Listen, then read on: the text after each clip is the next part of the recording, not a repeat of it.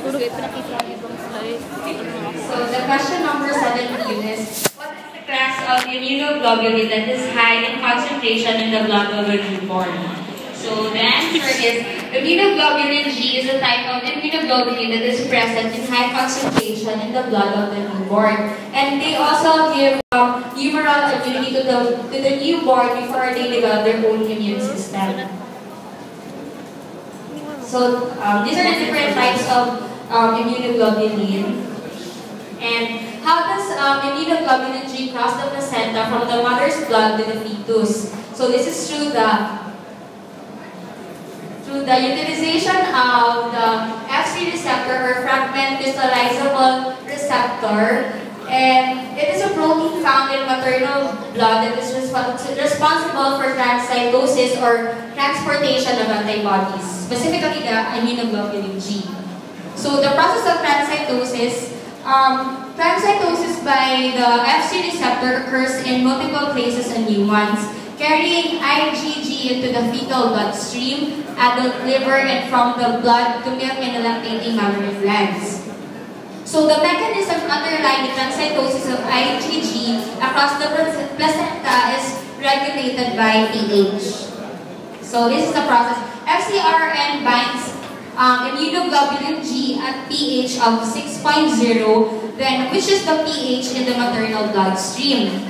Then the trophoblast cells which is located in the placenta promotes the uptake of the fluid phase IgG by pinocytosis, and the maternal apical vesicles are released, which are acidic and cause binding between the Fc receptor and immunoglobulin G.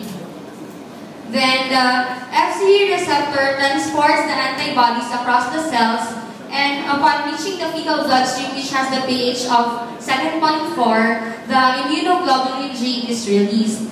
Then the Fc receptor then moves back across the trophoblast cells and to the mother, then transcytose more immunoglobulin G to the fetus. Okay. Agree? Agree!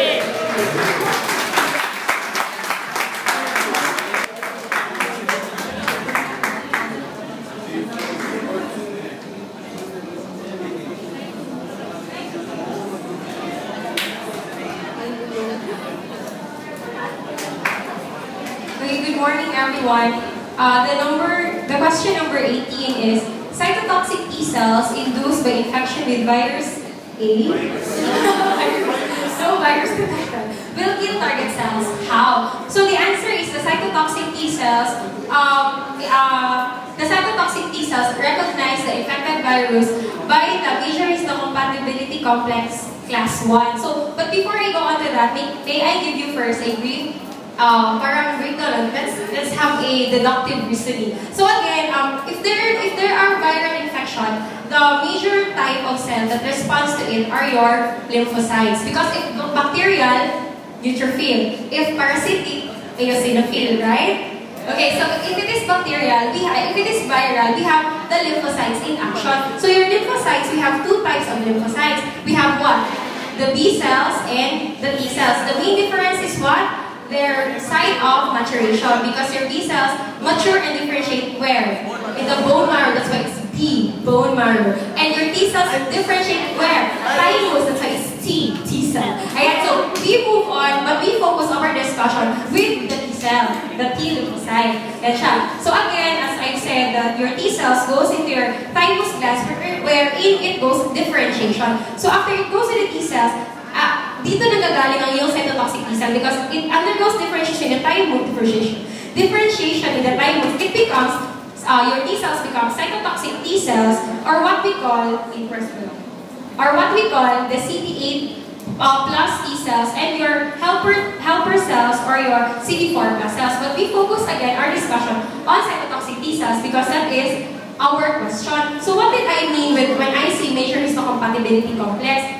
So basically, ito yung nangyayari sa baki natin. Di ba, we are exposed to viruses every second, every minute, every day. Even yung sipon, flu, di ba, it is caused by virus. So what happens is that your body does not allow that to happen. So your body has its defense mechanism so that hindi ka ma-infect. So when the virus gets into your your cell, i-process it hanggang sa maging fragment siya, maging antigen fragment siya. However, if the antigen fragment remains inside the cell, it's useless. Because your T lymphocytes na on surveillance cannot identify that that cell is infected if the antigen fragment is inside the cell. So what must the cell do? The fragments must attach or associate itself to a antigen-presenting molecule. And what is this antigen-presenting molecule that I'm talking about? It's what we call the major histocompatibility complex, the MHC.